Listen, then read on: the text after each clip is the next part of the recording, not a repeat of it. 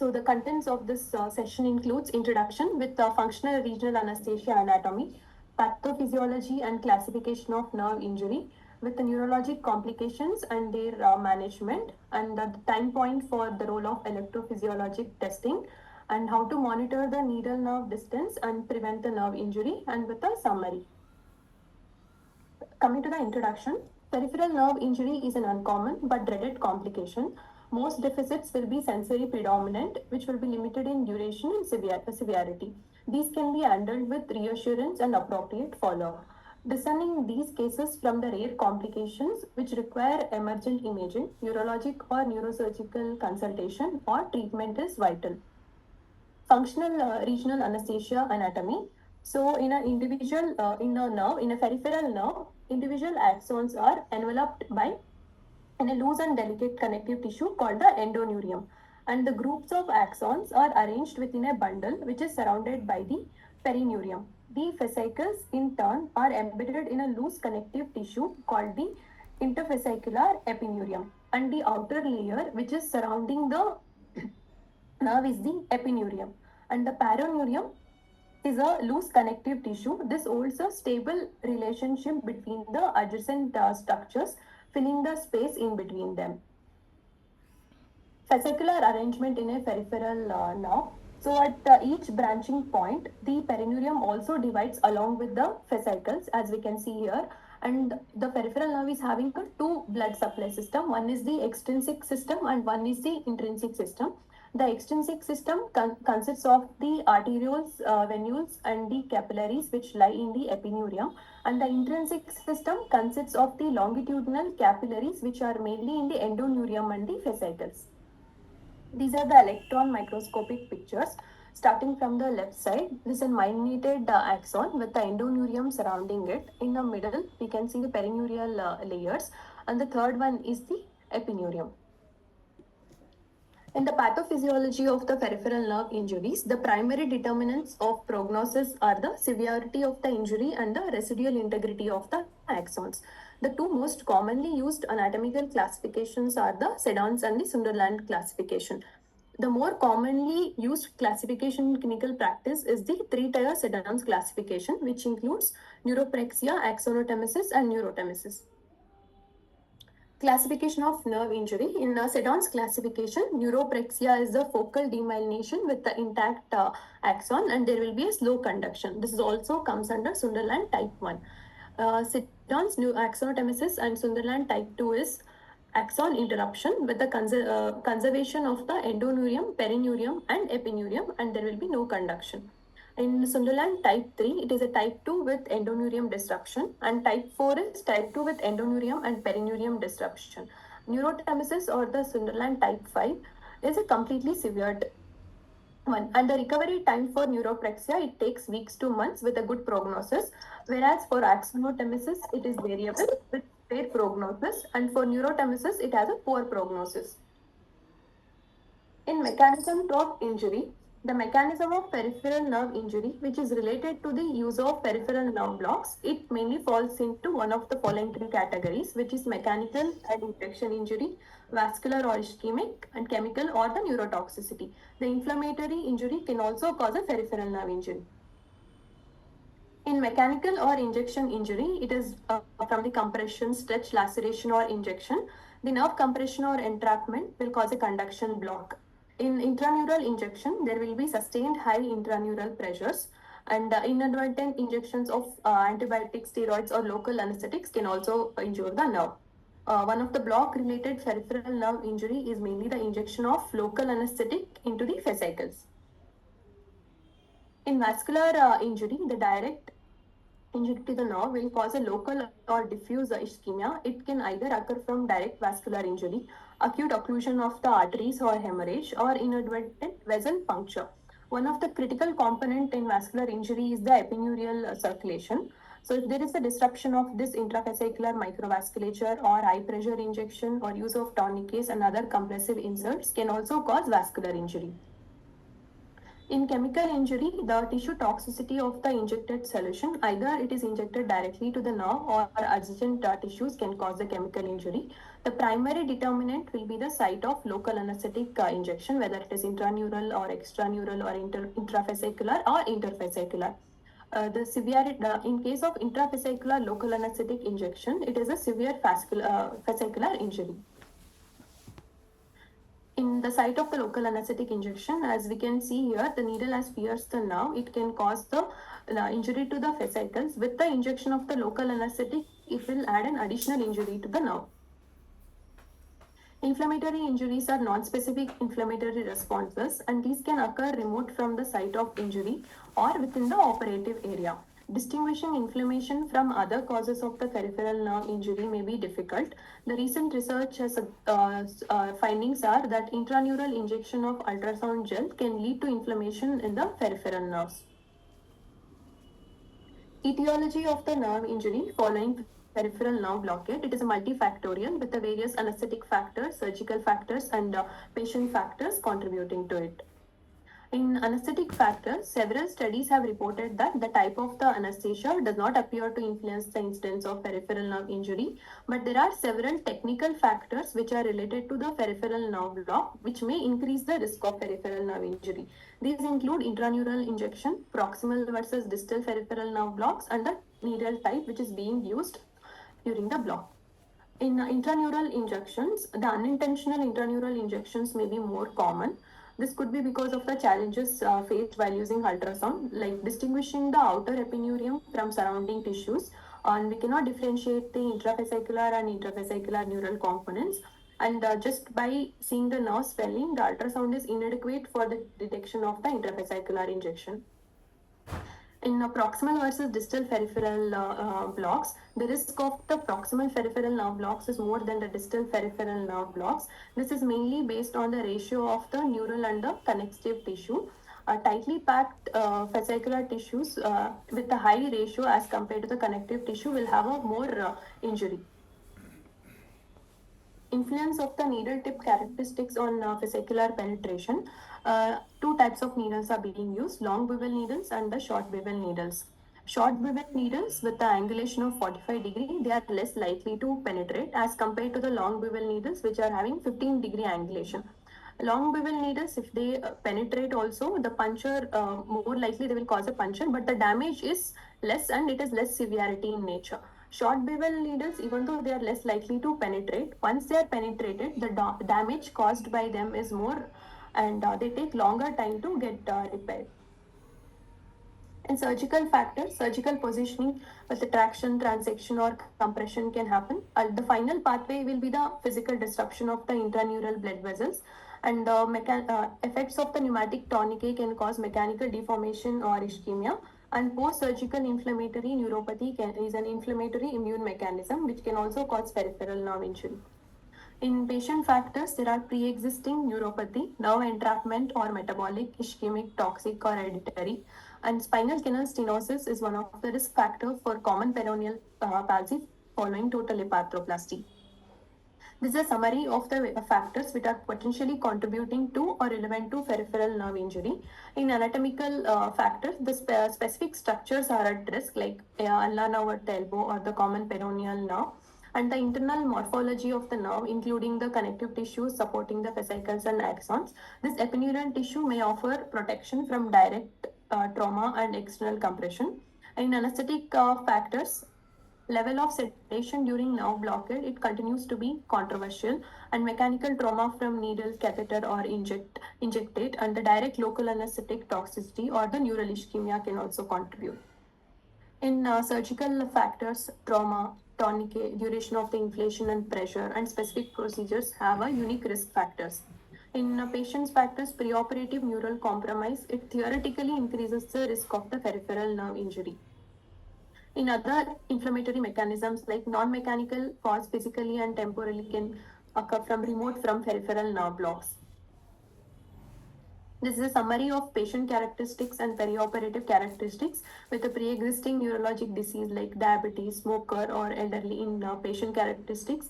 And perioperative characteristics, it could be from the paresthesia with needle placement, pain with injection, prolonged tourniquet time, or sedated patient, or positioning with compression or stretch. There are certain confounding factors with related to the mechanism of injury. For example, the mechanical trauma from the needle and the pre-existing neuropathies, and nerve edema or hematoma can also be seen with the surgical manipulation. Pressure effects of the local anesthetic injectate and the prolonged tourniquet pressure, neurotoxicity of the injectate and the compression from the post-operative casting, and post-nerve block injection inflammation and tissue scarring can also be similar to the post-operative inflammatory neuropathy. The steps to evaluate post-anesthetic or operative peripheral nerve injury. There are three things need to be addressed. First is if we have, is there an active process, hematoma or the compartment syndrome. Second one is if there is any peripheral nerve injury which is surgically related. Third is we have to localize the neurologic deficit. Indications for early neurologic consultation for peripheral nerve injury. If the deficits are severe or functionally limiting, progressive, multifocal or difficult to localize, or unexplained neurologic impairment which is outside the block region or region of common compression or associated with a severe pain, or intervening return to neurologic baseline after the surgery but before the development of peripheral nerve injury. There are two algorithms. One is given by the Regional Anesthesia UK and one from the NISORA. This is from the Regional Anesthesia UK algorithm for management of nerve injury associated with regional anesthesia. If there is a suspected nerve injury, which is defined as a new onset of pain, weakness, numbness, paresthesia, or effects lasting beyond the usual duration of the specific block, we have to review the relevant medical and surgical history, review of operation anesthetic records, and clinical examination, including neurological examination, should be done. If mild or resolving symptoms or persistent sensory deficit is present, we can reassure the patient and review in 4 weeks. After the 4 weeks, if there are no persistent symptoms, no further follow-up is required. If the symptoms are persistent, then neurological referral is required. We have to consider MRI and other imaging like nerve conduction test or electromyography, and definitive diagnosis will be made. If it was a complete or progressive neurological deficit or there was a presence of a motor deficit, we have to inform the responsible surgical and anesthetic team and consider the surgical cause like hematoma, cut or stress injury, and appropriate intervention like decompression or reconstruction needs to be done. We have to consider further imaging if there, particularly if there is a space occupying lesion, immediate neurological referral, nerve conduction test, and electromyography, and after that definitive diagnosis and conservative treatment with drugs or physiotherapy and surgical intervention as required and as mentioned above. We have to keep the patient and responsible team informed and follow as appropriate. This is the management algorithm. And diagnostic algorithm for peripheral nerve injury. Suppose the deficit is limited to unilateral, like in the common sites of compression, like ulnar or the peroneal nerve, we can observe and give a physiotherapy or occupational therapy with pain management or neurologic follow-up. If it is uncertain, then we can do the nerve conduction study acutely, which will tell us about the conduction block. If it is not, if the deficit is not limited and if it is uncertain, and then we have to see if it is in the peripheral nerve block distribution. If it is not in the peripheral nerve block distribution, we have to see surgical consideration whether there is any ongoing compression or the compartment syndrome. In such cases, we have to address specifically and do surgical exploration or correct coagulation and image, and we have to check the pressure. If the deficit is in the peripheral nerve block distribution, then we have to see if it is a mild or the sensory symptoms. If mild and sensory symptoms, observation with physiotherapy, occupational therapy, and neurologic follow-up is enough. If not, then we have to do a neurologic consultation. In neurologic consultation, if there is a progressive or recovery, then prior to deficit and unexplained pain or multifocal, then we have to consider it as a post-operative inflammatory neuropathy. If not, then we can observe up to 3 weeks with the electromyography and nerve conduction study for diagnostics and prognosis purpose. Then we can do a neurologic follow-up with electromyography and nerve conduction study every 2 to 3 months until the recovery. If there is a severe axonal loss on EMG and no recovery is seen at 3 to 6 months, we can refer to peripheral nerve surgeon. Post-inflammatory Post-surgical inflammatory neuropathies, it is an inflammatory immune response. The trigger is stressor of the surgery or anesthesia, which inappropriately targets the nerves of the peripheral nervous system. The cause is unknown, but the biopsy has revealed that perivascular lymphocytic inflammation might be seen. There are clinical cues which will tell us about the possible post-operative inflammatory neuropathy, which includes this will be a atypical, unexplained refractory post-operative pain, severe limb pain and emerging neurologic dysfunction will be there, multifocal or difficult to localize, and progressive post-operative neurologic deficits will be there. The role of electrophysiology in evaluating post-operative nerve injuries. This consists of nerve conduction studies and the electromyography. These are used togetherly whenever it is a test. Both will be done together. Nerve conduction studies will help us define the abnormalities of the response amplitude and speed of transmission. EMG will help localize the site of nerve injury, severity of the injury, and whether the recovery is occurring. And most perioperative peripheral nerve injuries are neuroprexic in nature.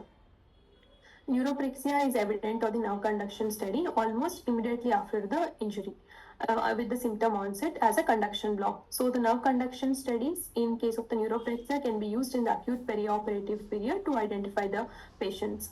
In axonotomesis, serial studies performed every 2 to 3 months will show the regeneration and reinnervation. And the electrodiagnostic evidence of reinnervation and recovery will be evident even before the clinical recovery. In case of neurotemesis, no recovery will be seen on the serial studies, and these patients should be referred to a peripheral nerve neurosurgeon.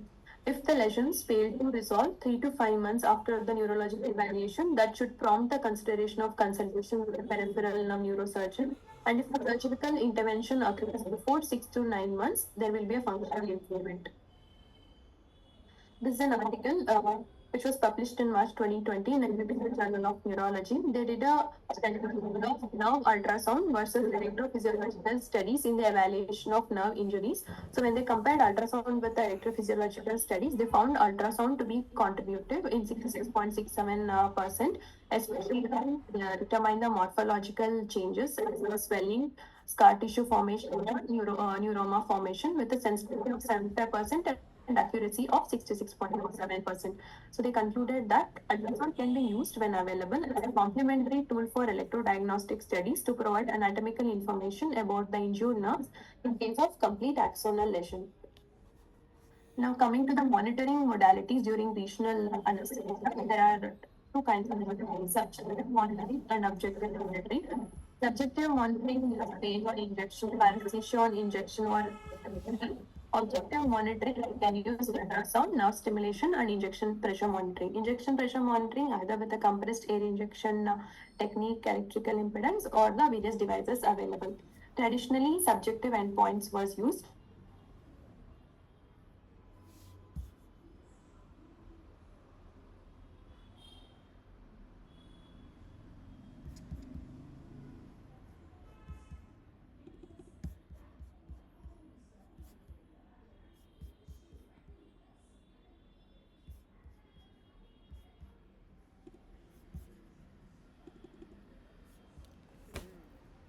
Decrease the peak concentration of the local anesthetics.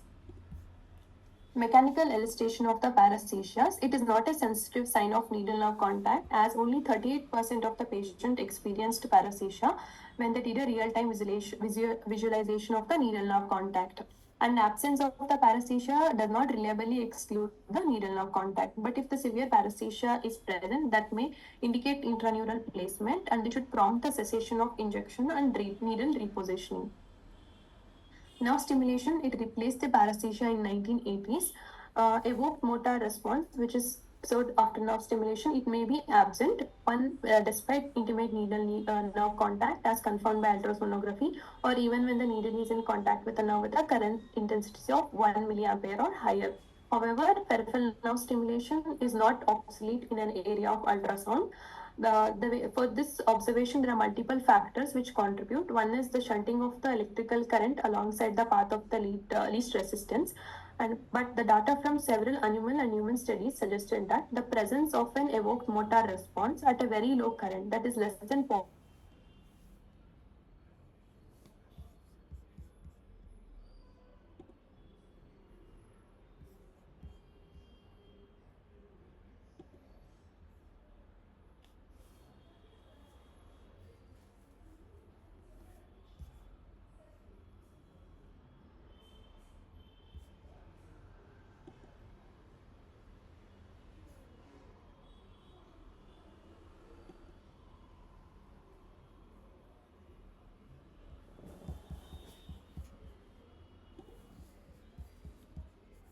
Recording in progress. intranurally.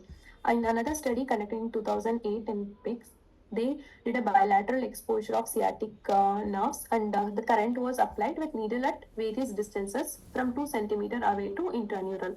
So, with a wide range of currents was required to obtain an elicit motor response, but only when the intraneural, the motor response was seen with the current of less than 0.2 milliampere. In another study performed in 2009 for patients for hand and wrist surgery, they used a minimal current with a needle outside the nerve trunk and inside the trunk intraneural, and this was confirmed sonographically with a 5 ml of injection of local anesthetic. So the medium minimal current threshold when it was outside the nerve was 0.6 plus or minus 0.37 milliampere, and when it was inside the nerve it was 0.30 plus or minus 0.18 milliampere, and no evoked motor response was observed at any time with less than 0.2 milliampere when the needle placement was outside the nerve. And Wiesman et al. Conducted a study in 2014 on open brachial plexus model. The stimulation was done at 3 positions with intraneural needle nerve contact and 1 mm away from the nerve. So the current intensity cannot distinguish between intraneural and needle nerve contact, and motor response less than 0.2 milliampere, which is irrespective of the pulse duration, indicated intraneural or needle nerve contact.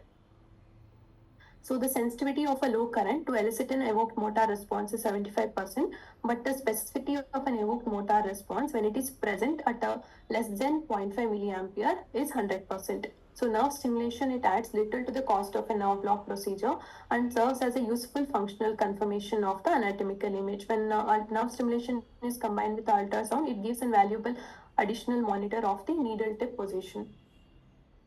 Ultrasonography, it has revolutionized the practice of regional anesthesia. It helps in real-time needle target guidance and injection monitoring, real-time monitoring of the local anesthetic distribution, and additional safety when needles with the depth markings and echogenic needles are used. And it also tells us about the stop distance by measuring the distance from the target. With the use of ultrasonography, it has decreased the risk of local anesthetic systemic toxicity by more than 95%, mainly by reducing the volume and doses of the local anesthetics being used for the blocks. One of the disappointing observations is that it has not reduced the risk or incidence of the nerve injury, because the ability to discern the needle-nerve relationship is anatomy and operator dependent, and inability to discern the intra versus extrafascicular needle tip location and intraneural injection, we cannot rely on the swelling of the nerve. Injection pressure monitoring. In 1979, Selander established an association between high injection pressure and intrafascicular injection. And further, in several animal models, it was tested, where in one of the canine model, when the injection was intrafascicular, the opening injection pressure was more than 25 psi. But the opening injection pressure was less than 10 psi when the needle was intraneural but interfascicular injection. So, when injection within the perineurium bound fascicles and intraneural needle tip, it requires an high opening injection pressure before the injection can be initiated. And the needle position 1 mm away from the nerve, it requires opening injection pressure of less than 15 psi. Kroll et al. Did an ultrasound guided injections intraneurally and perineurally in a more distal nerves in fresh human cadavers on median ulnar and radial nerve. So the observations was opening injection pressure was more than 15 psi whenever it was an intraneural injection, and with the extraneural injection it was less than 10 psi. Therefore, as a monitor of needle nerve contact, an opening injection pressure greater than 15 psi was far more sensitive than a minimum threshold current of either 0.5 or 0.2 milliampere or occurrence of paresthesia. So, how should injection pressure be monitored? There are various ways and various devices available. Sui et al. Explained about a compressed air technique where 10 ml of air will be taken in a local anesthetic, and 1 atmospheric pressure can be avoided by compressing this air to half of it, that is a 5 ml. That will give a pressure of approximately 14.7 psi. Another method is using a simple apparatus using a 4-way stop clock and 1 ml syringe filled with air. We can also use an inline disposable pressure manometers. The opening injection pressure in these is independent of the size of the syringe, tubing, and needle or the injection pressure. Inline pressure manometers, it consists of 3 colors, white, yellow, and the red. The white one, it represents whenever the opening pressure is less than 15 psi, and yellow 15 to 20 psi, and red more than 20 psi. So the safest means of performing a block would be using an ultrasound nerve stimulation with the injection pressure monitoring. In triple monitoring, this flow diagram depicts how to use all the three monitors together. So nerve stimulator with a 0.5 milliampere current and 0.1 millisecond with a 2 Hz frequency will advance the needle toward the nerve or the plexus. We'll see for the needle placement. If it is not clear by the ultrasound or the imaging is difficult, we will look for an motor response. If there is no motor response, we will increase the current to 1.5 milliampere and adjust the needle placement by an ultrasound. After that, if the motor response is observed, we'll withdraw and reposition the needle to ensure that no motor response is there at 0.5 milliampere. Then 1 to 2 ml of injection of local anesthetic will be made, which will result in an adequate spread with the opening injection pressure being normal.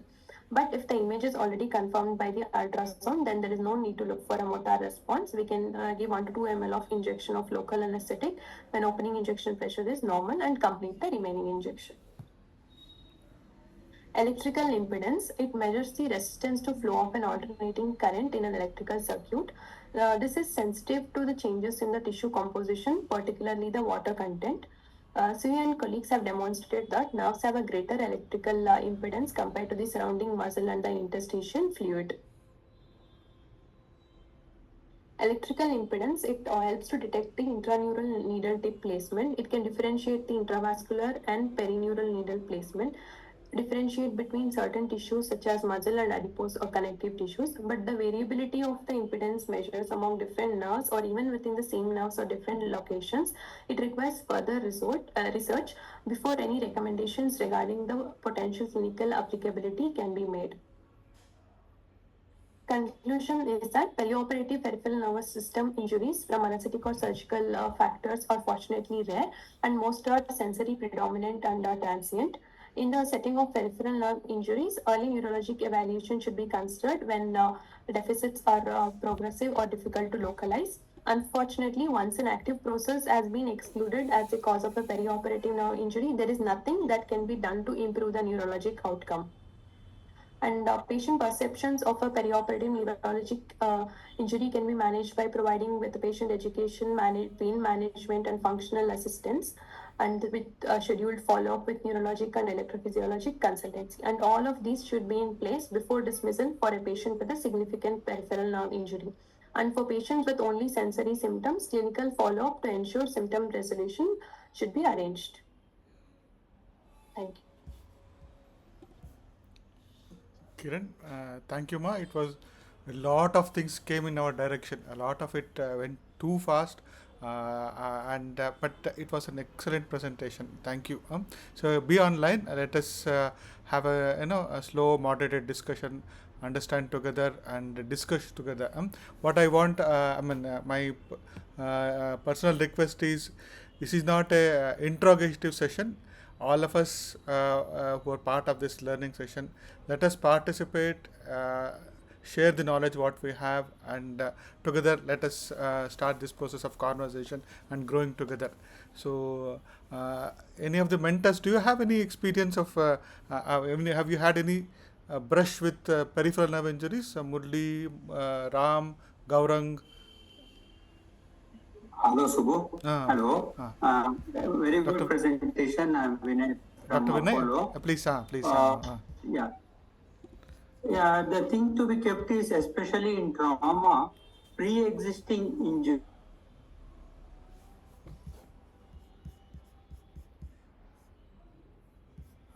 We lost your voice, Vinay. Dr. Vinay, we lost your voice. Can you hear me now? Yeah. Please continue. Yeah. Pre-existing nerve injury, especially in trauma, it may not be possible to assess the neurological injury because of the severity of the pain and other things. When you give a block, the patient will get good relief, but over a period of time, patient may develop a neurological injury which can be attributed to the block. So as much as possible, better to look for any pre-existing injury, especially in trauma like shoulder injuries, where brachial plexus may be injured pre-operatively before we give the block. So this has to be kept in mind before giving any block. Okay. Spot on, Dr. Vinay, spot on. Huh? I mean, I just to I uh, I have a latest reference when I was preparing for a talk recently. yeah, please, Ram. Uh, yeah. Sorry, my video is not running, so I'll just speak like that without anything. See, in that there's a wonderful article in 2023 where they have compared between pre-existing nerve injuries and veterans. You know, where there's an article 2023 RAPM. So it says the incidence of additional injury is much less in the background of pre-existing nerve injury. However, I think in our corporate practice, we should document, as Dr. Vinay was rightly telling, this is only for the addition of knowledge, you know. So the incidence of nerve injury. And another statement, Kiran, I think you made a statement where irrespective of anesthesia technique, whether it is general or regional, the nerve injury incidence is the same. What do we understand by that? And there is another article when we are reading about, I think you can answer that. I think we can come to the next one later. So, like compared to peripheral nerve blocks, whether it is epidural or general anesthesia, the incidence is going to be the same. But because of certain technical factors which are contributing to the peripheral nerve injuries after the blocks, but the incidence is the same.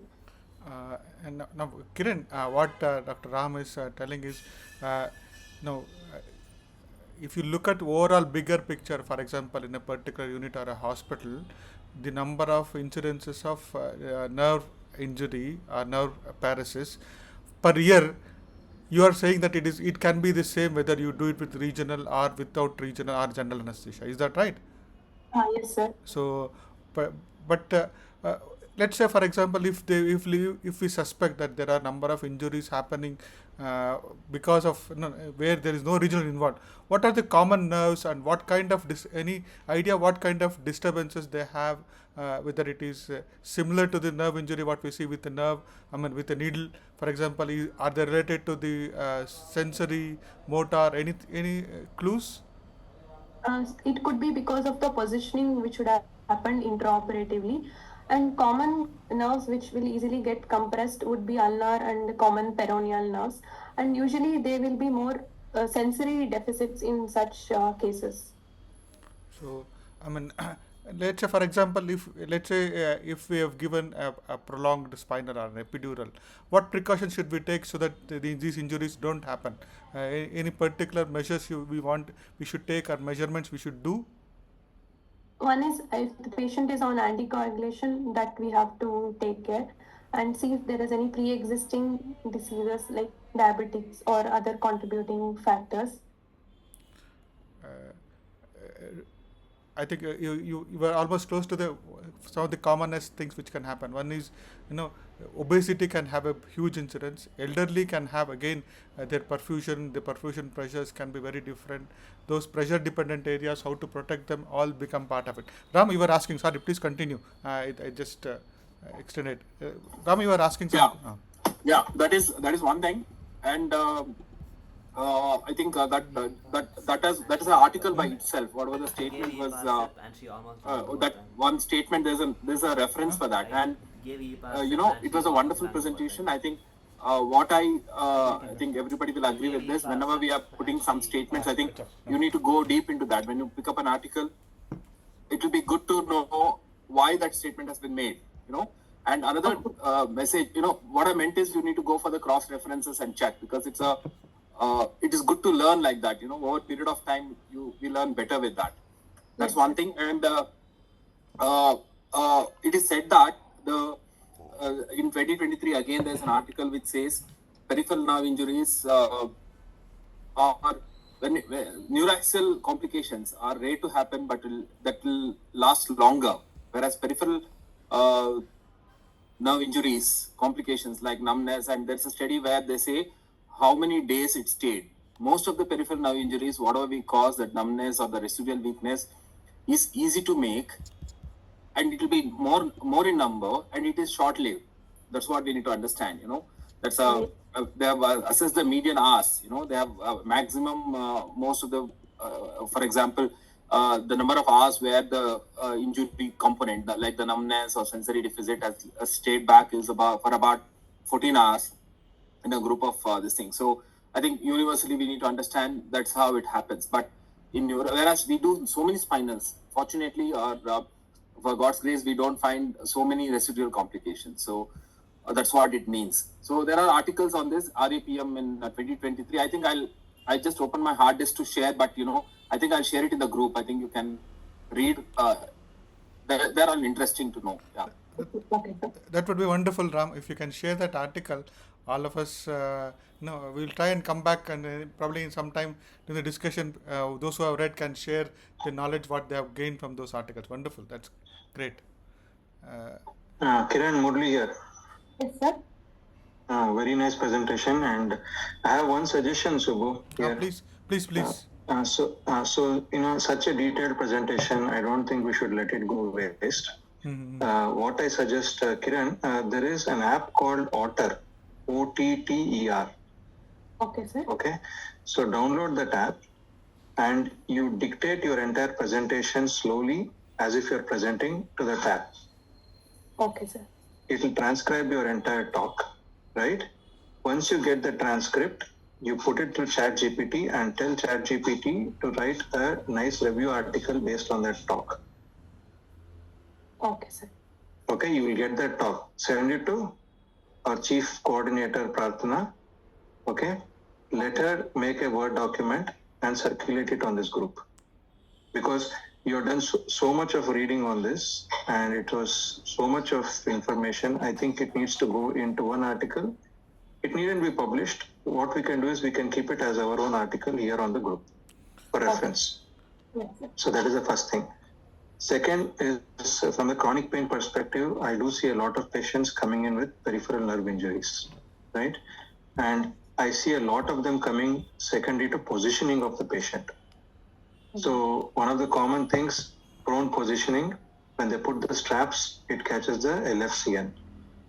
Lithotomy, when they do extreme lithotomy, especially if they're doing these major GI work, it stretches the pudendal nerve, especially when it is where it is in the Alcock's canal, right?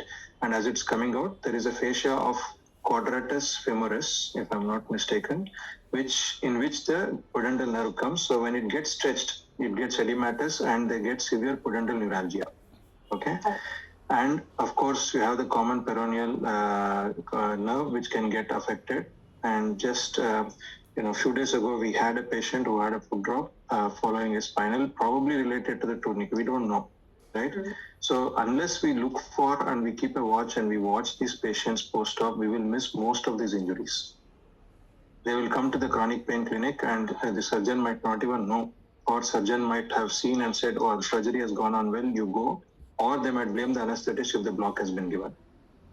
Or if spinal has been given, then blame the spinal. They'll tell, oh, spinal was given, that's why you have this pain. So it's very important as anesthetists, we follow our own patients and see what is happening. And I've had patients post-tourniquet, obturator neuralgia, had patients with femoral, especially diabetes, they'll end up with femoral neuropathy, quite painful. So there is a very, very interesting case that happened in my own inner circle. My friend's sister in the US, she used to work for Google. Some of them know, I think Vinay sir knows about it. She underwent a patellar resurfacing or patellar realignment surgery in California. They gave her a GA and a femoral nerve block. Now, in the recovery, she had so much of pain that the anesthetist repeated the femoral nerve block, right? Later, this lady had quadriceps 0 power. Everything was done, including MR from the spine to the lumbar plexus to the femoral nerve, the EMG, the nerve conduction, everything showed denervation of the quadriceps, complete denervation of quadriceps. Now, even I did not know, and I kind of read quite a lot, and she was in close touch with me. And eventually, she recovered with a lot of physiotherapy. So it is something that can happen. I really don't know what has happened. It's very, very, it's still a puzzle for me. So whatever we do, I think the main thing is to make sure that we are safe. And one of the main key things that I need to tell all the fellows here is when you go in with your needle, kindly see your needle tip and go slow. Don't jerky movements, especially when you're close to the nerve. So it gives me like a little, you know, heart attack when I see interscalene, especially when they don't see the needle tip and I see somebody doing it very fast. Because these are things which have to be dealt with in a very delicate manner. Nerves have to be respected. So that is my take on the entire thing. But I want you to dictate that into order and make it through ChatGPT into a document. It will be a wonderful document. Yes, sir. Wonderful tip, Murli. I think Kiran, you take this seriously because there are certain things Murli is ahead of the curve. Now we behind the curve. We need to pick up the pace and catch up with him. So. Yes, sir. Okay, no, not to catch up. See, Subbu, I think nowadays my goal is to make sure humans are augmented. Wonderful. So now, one of the just to extend the discussion, it need not be Kiran. I want other people also to speak. Now, I think Kiran, I might have asked her this question also. For example, how do we classify the nerve fibers? There are various classifications, isn't it? Anyone can come out with a classification, and except Kiran and probably Prarthana. So, among these classified nerves, which nerve is sensitive to the local anesthetic? Which nerve is sensitive to the pressure injuries? So, anyone can come out with an answer? I think it is an interaction. I would like everyone here to participate in this. Any clues? Am I audible?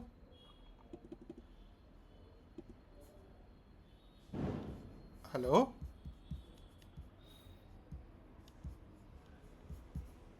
Hello?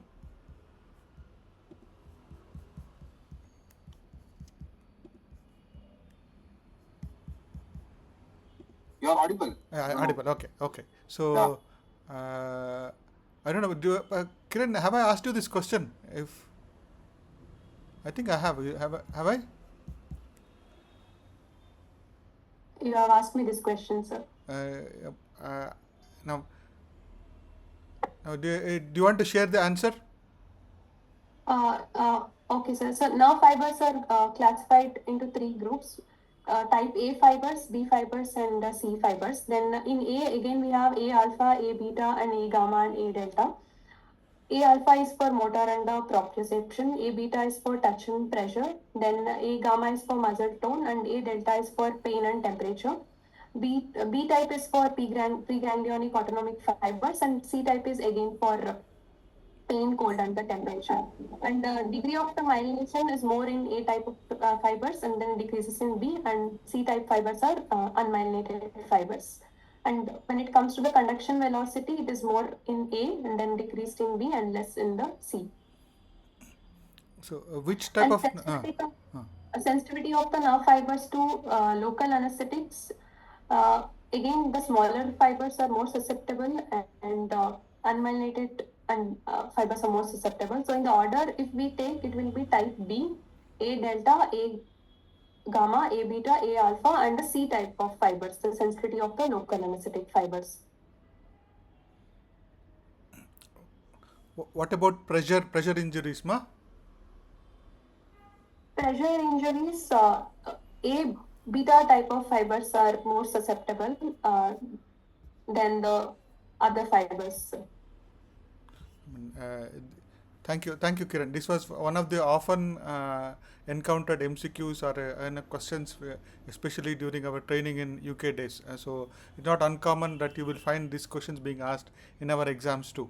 What also I find a lot of times people in the exams, they are given a picture of a peripheral nerve injury or peripheral nerve functional anatomy or those structure, and to describe which one constitutes intraneural, which one doesn't, etc. But also I've seen other question which is being generally asked. Maybe if you can answer, that would be wonderful. Now, if when you are doing a block, if the patient experiences paresthesia, does it mean it is intraneural? It could be intraneural, sir, and if the paresthesia Does it mean it's intraneural? there is no definitive means to know by paresthesia whether it is an intraneural, because in some patients it was intraneural and in some it was not. But severe paresthesias, we have to stop advancing the needle and reposition and give the injection. Any other opinions in the group?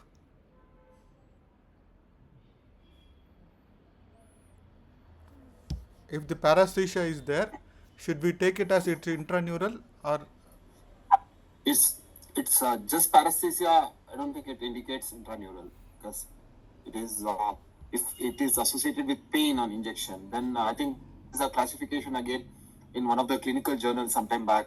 It's an old one, but there have been upgradations where they have classified the intraneural injections. I think she might have covered, but it's in one of the clinics, anesthesiology clinics. Where it takes into all this consideration, where how much of spread is there and injected is there. And I think paresthesia alone is not an indicator. It's pain on injection is an indicator. Correct? correct? Yeah? So true, Ram. Because I brought this up because sometimes the candidates are asked this question to say whether if they say that it's intraneural, then does it mean that all the blocks which was done before the onset of ultrasound guided or nerve block nerve stimulator guided were we giving intraneural? That was an obvious question to ask, and obviously it is not. So what it means is the nerve is close enough, or touching the nerve, or pushing the nerve enough that it is causing action potential generation in the nerve. So, and sensory being sensory nerves, we are detecting it much more early, and maybe it requires a bit more intervention before it can generate action potential. Just like how we can have a tingling when you touch the nerve, so the similar sort of a nerve touching might be there, which causes paresthesia and tingling along the course of the nerve. Unless there is pain, I don't think we can be 100% sure. No, we cannot rule out, but just the presence of paresthesia doesn't mean that it's intraneural. What also one of the things which people keep asking, especially when we talk about needles and nerve, no, can we use the normal hypodermic needle for giving nerve block? What is your thoughts, Kiran? Normal hypodermic needle to give blocks. We can use if the distance from the target and the point of insertion is less, and we have to visualize the needle completely when we are giving it ultrasound guided. I think you almost answered it, because one of the things which happens is because of the long bevel, it is very easy not to see the tip of the needle, not the tip of the bevel, and it can easily enter. Anything which goes through the skin easily can go into the nerve very easily. But you also highlighted in that table, it's quite useful table. When you just can you put that table where you showed the injury with the short bevel needle and long bevel needle? Yes.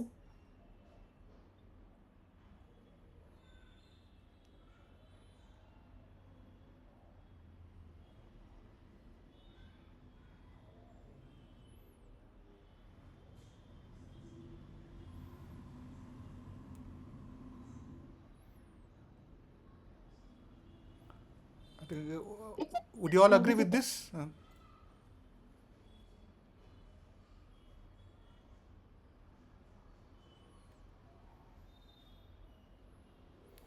Good, ma. So, the summary of this slide is that what you are trying to say, Kiran, in this? With long bevel needles, it is more likely to penetrate, but the damage caused by it will be less severe. With the short bevel needles, it is not likely to penetrate, but if the penetration has happened, it means that the more damage will be there and the nerve will take a longer time to repair. Good, wonderful. The other thing which I want everyone to, when you go back, start using nerve stimulator is Kiran mentioned about one particular parameter called impedance. Just find out where the button to show impedance is there, where it is depicted on the monitor. Do you have a picture of where it is depicted by Kiran? No? Do you have? I'll just see, sir, if I have had it.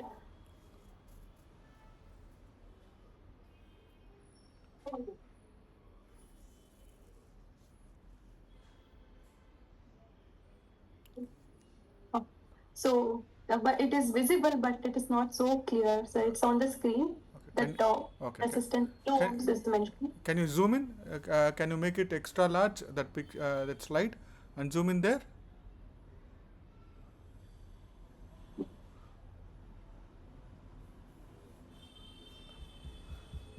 Okay, don't worry, don't worry. I think it's not a bad idea to look at where the impedance is, and while doing the block, see at the skin, at the subcutaneous tissue, and as you keep doing the block, see what happens, and not a bad idea to keep track of what is happening, because it is something which has a potential that before you inject anything, it can detect. I mean, for example, in ultrasound, if you want to detect intraneural, sometimes if you're seeing the needle tip, after injecting only you will know it has intraneural. The nerve has become bigger, etc. So this impedance has a potential to detect before the damage happens by injection. The needle might, the moment it enters, it has a potential to detect. So there are number of studies coming up, and let us see where it leads us. So far, I mean, I, the studies were all in either amputated legs, where they have looked at nerves, looked at sciatic nerve after an amputation, looked at the tibial nerve after amputation. We don't have any data from the plexus, but we are just trying to see in our own setup to see if we can do that, especially in when we have cadaver donors, to understand whether there is any significant change in the impedance with the plexus, where you put the needle in the plexus. So let us see if we get to the ethics committee approval to do that. But early indications are it does change, even in the central plexus, in the unofficial study, but it has a potential. We'll see if we can get the ethics committee approval to do this study in donors for donating organs. Anything else anyone wants to add? Subbu sir, one point for discussion. Gaurang, please tell. Yes, if somebody long-standing uncontrolled diabetic, would you be happy to use adrenaline-containing solutions for a block, or? Kiran, you want to take that question? Sir, in them, the duration, there will be a delayed recovery in diabetic patients. So maybe we can avoid using adrenaline. Kiran, why adrenaline is so much of a controversial issue in all these blocks as an additive?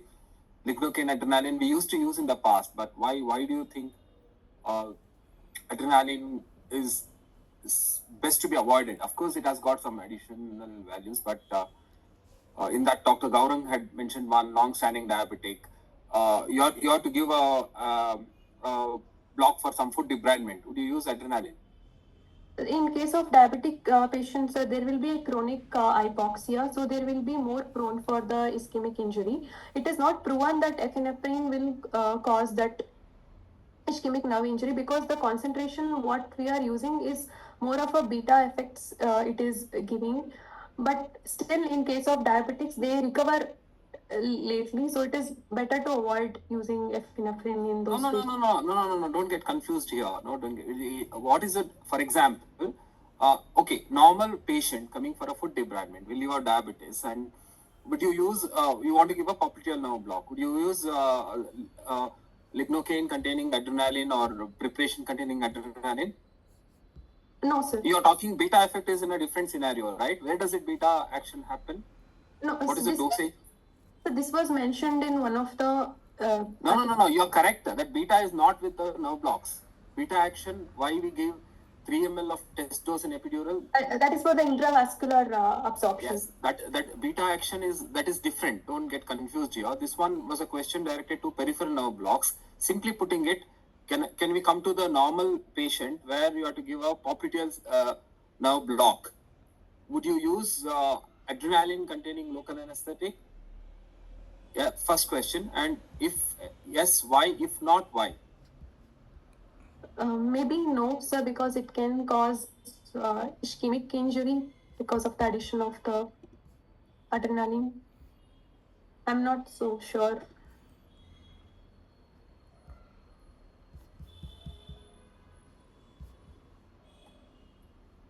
anybody answer? I think Superstar is not a difficult question. Yeah, it is. I think people should.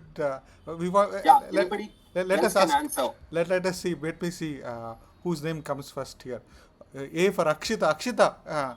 Now, do you want to take the question or extend the answer? Okay, sir. Uh,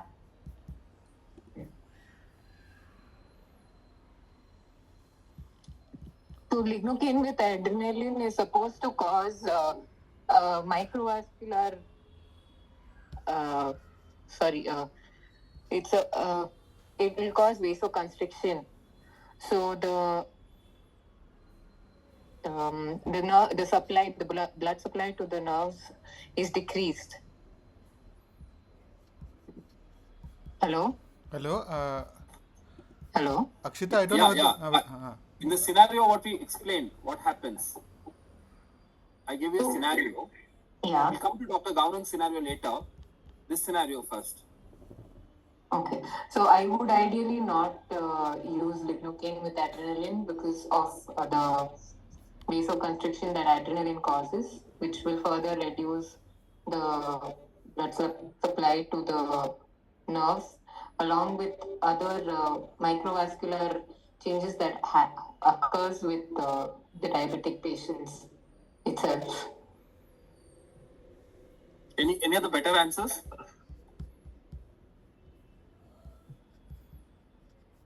So, in a diabetic patient, like Kiran mentioned, there is an intrinsic and the extrinsic nerve supply, blood supply to the nerve. So, in a diabetic patient, it's this extrinsic supply which actually gets cut off. So, using adrenaline will not lead to any kind of benefit and, in fact, lead to its toxic effect towards the nerve, leading to more of injurious situation. That is what I feel.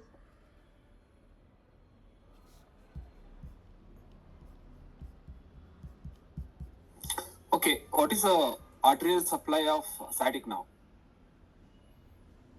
What is it called as?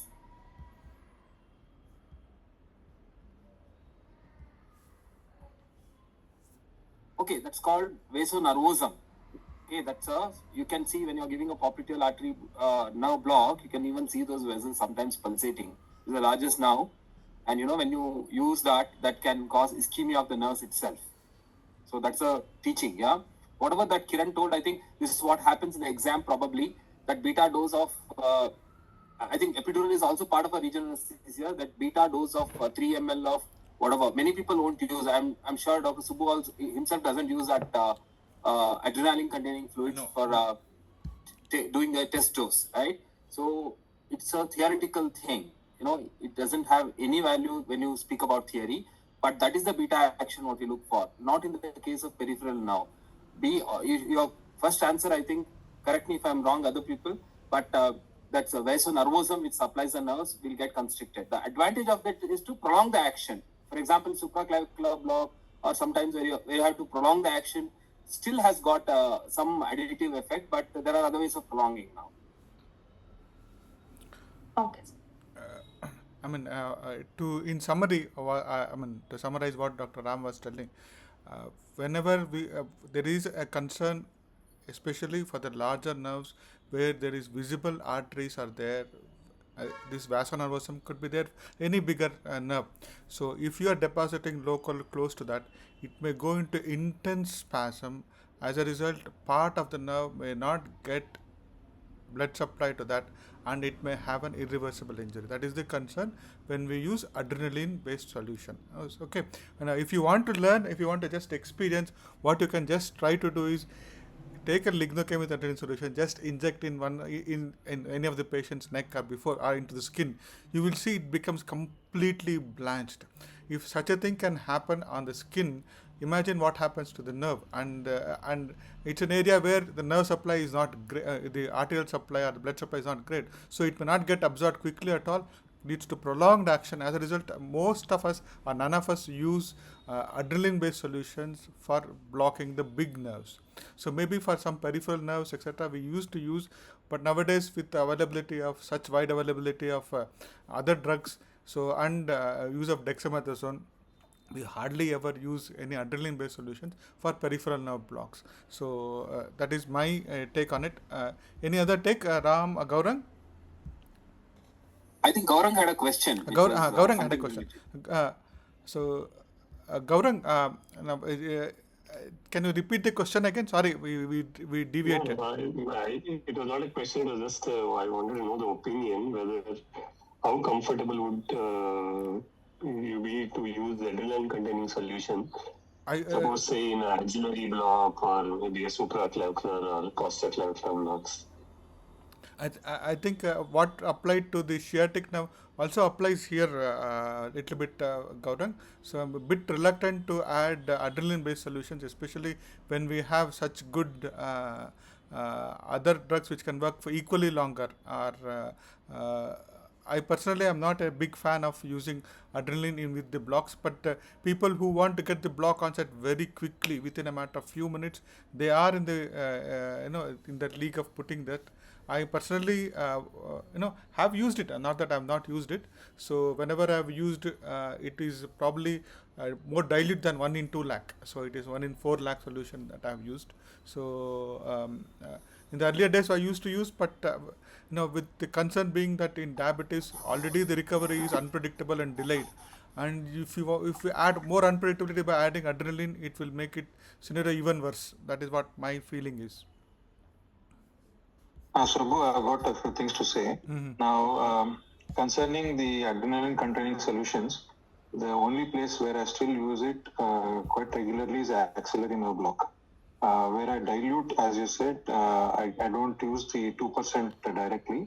So I take probably 10, make it 15 ml or, dilute it to that level where it becomes 1.5%. And also the adrenaline concentration is lower. That is one.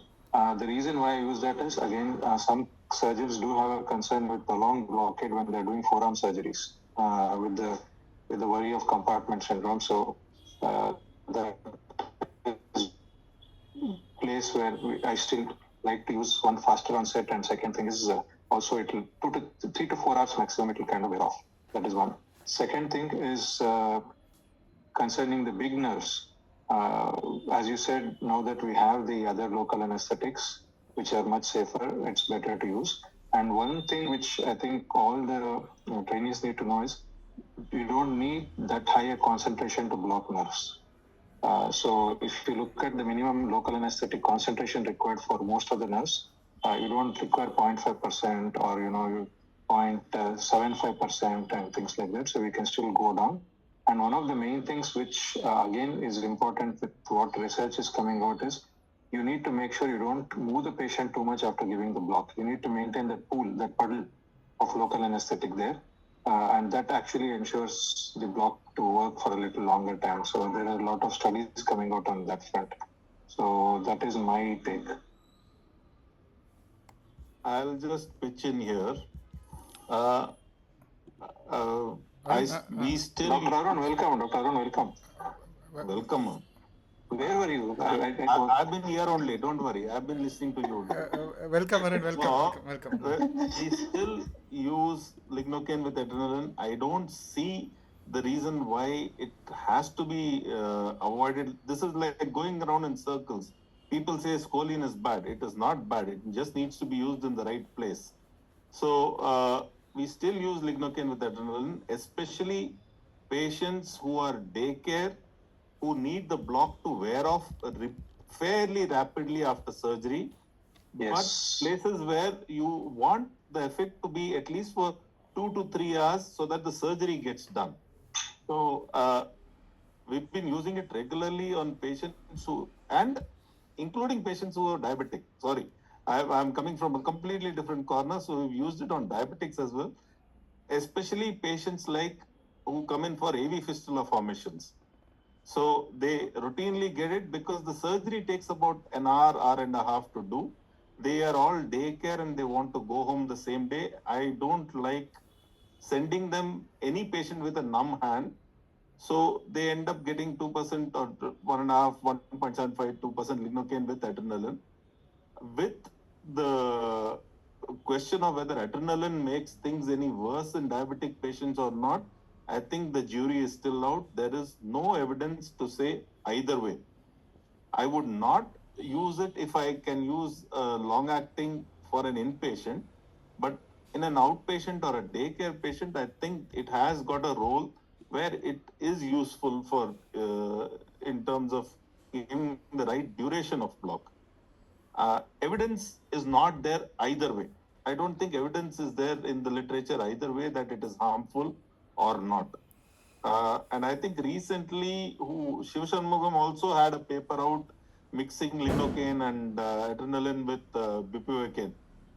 They like people do this. They do a mix of both drugs to try and get an optimum time duration. But I think I'm more pure in terms of using only one drug and trying to see if it actually makes a difference in terms of how long it can work for. So I think anecdotally, there may be things that you may or may not be wanting to use it in diabetic patients, but there is no evidence to say that it actually causes harm in these patients. There is no literature evidence. Absolutely true. Absolutely true, Arun. Absolutely true. Dr. Murali, do you use only lignocaine adrenaline or with that bupivacaine or upivacaine anything for the blocks, or only lignocaine adrenaline? No, if, as I told you, if it is just radius or forearm surgery, which will get over within an hour or two, I just use lignocaine adrenaline and dilute it with saline. I don't use 2% directly. Probably make it 1.5% and use.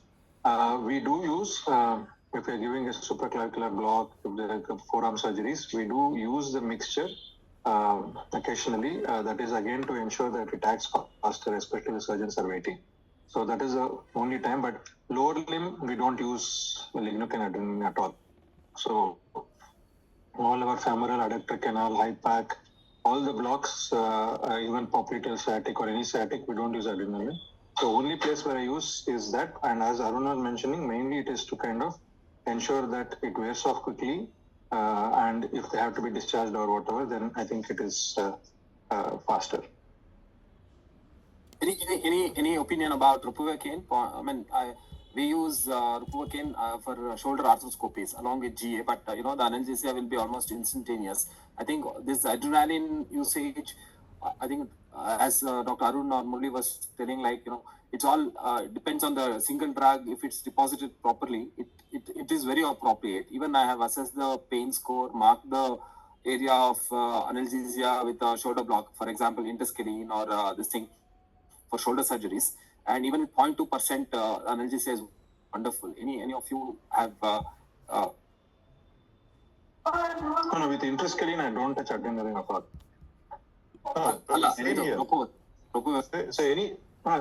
I think when it comes to shoulder, unless most of the times we don't want it to act so fast because we are giving GA and it's mainly for analgesic purposes, or even to make sure intraoperatively the bleeding is under control.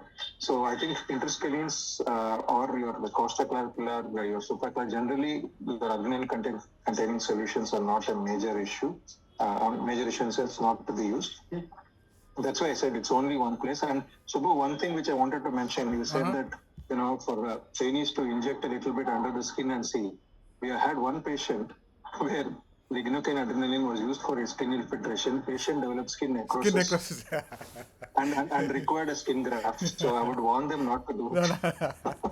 No, I remember one of the days because in the live demonstration, one of the consultants, to show what is the amount of effect adrenaline can have, so injected and showed that the skin becomes completely blanched.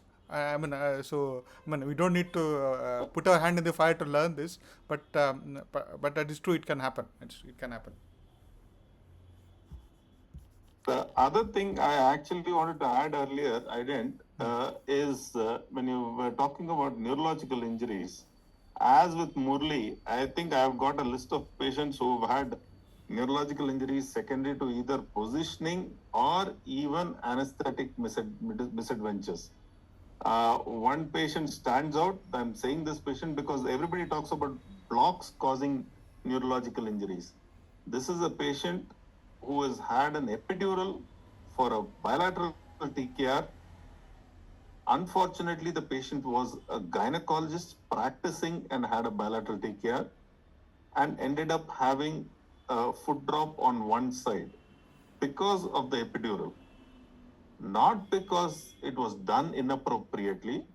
It was more because how the epidural was looked after inappropriately afterwards. The epidural, the pain relief was unilateral. The patient had only one leg where the relief was, the other leg did not have any pain relief. So, as would most people do, they just kept topping up that epidural with more bupivacaine, initially 0.125, then 0.25, then even 0.5 bupivacaine to get a bilateral block and bilateral pain relief.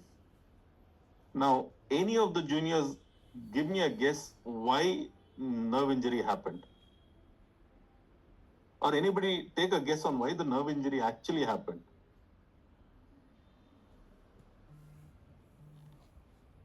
Lot of local anesthetic compressing on the other nerve because of lot of top-ups and volume. Not volume was not huge. Volume was only 3 ml, 4 ml. But in an epidural, you have to remember if you have a unilateral epidural, the first thing you suspect is that the epidural catheter is unilateral. It's gone down one side. Now, what it can also do is go down one neural foramen into one exiting nerve root. And if you give even 2 ml or 3 ml down an exiting nerve root, it causes enough compression to actually cause neurological damage. And that's all that happened. And believe me, this patient was following up with me in the pain clinic for the next 4 years with still residual paralysis. And this is a practicing gynecologist. Luckily, I did not give the epidural, but I know who gave it and how it was given and what was done. So we could actually find out, we could have a reason why the patient had a foot drop. Otherwise, it would have been only on the surgeon. But unfortunately, it was actually the way the epidural was topped up post-operatively. Not intra-op, but post-operatively. So epidurals can cause nightmares. And the other place where it causes nightmares is especially elderly patients, diabetics, in whom this neural canal is actually narrowed down at the lumbar level. Most of them have a bit of a stenotic picture. And if you top up too fast with too high a volume, you will again get the same kind of problem, even if the epidural is sitting in the right place. So, especially elderly patients, if you are going to top up epidurals, please do them slowly and please take your own time to actually give. Give 1 ml, 2 ml boluses every 15 minutes, half an hour, rather than injecting a good 10 ml at the end of the surgery, wanting the epidural to work as soon as the patient wakes up. Don't go down doing that. Because other than the drug, the pressure in that compartment itself can cause neurological damage. Thank you, Dr. Arun. Wonderful, lesson which we all, have to keep it in mind when we do everyday practice. Thank you. Anyone else has any questions or comments?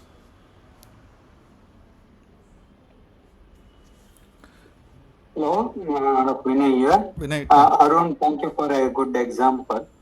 What should we do if it is unilateral for everybody's opinion? Will you pull out little bit?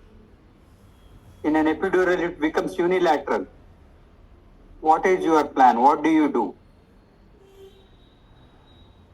Vinay, you asking me or asking others to give a plan?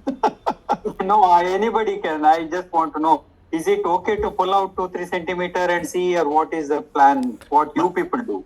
Mine is usually change the position and give a very small top up. Give about 3-4 ml, put the patient on the other side and give a top up. If that sorts the problem out, I don't touch the epidural because I don't like taking out the dressing repeatedly. That's another thing which I don't like with epidurals. I like to keep them close. I keep a transparent dressing and keep it close. But first option would be giving a low concentration. What you would expect it to have this thing, pain relief.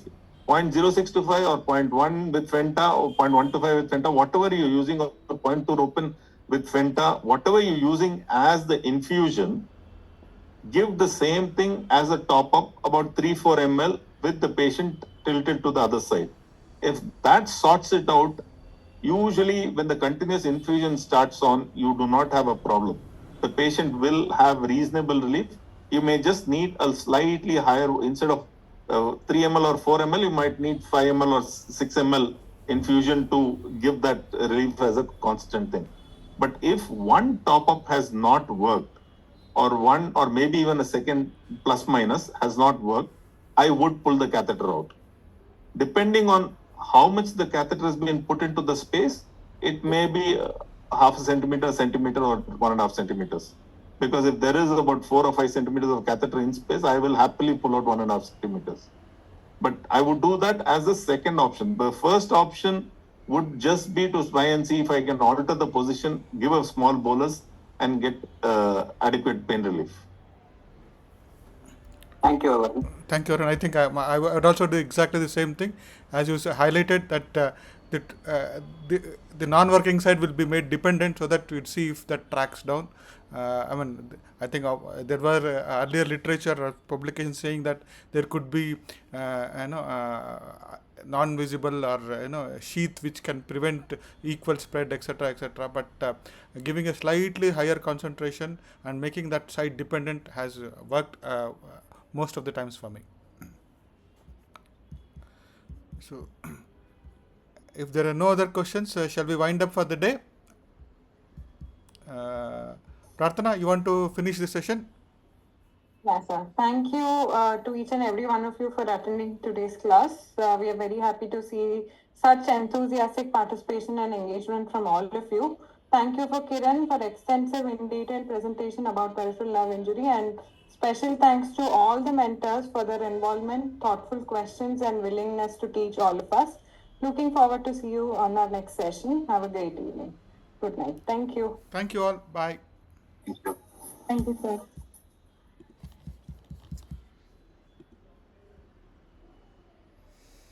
Recording stopped.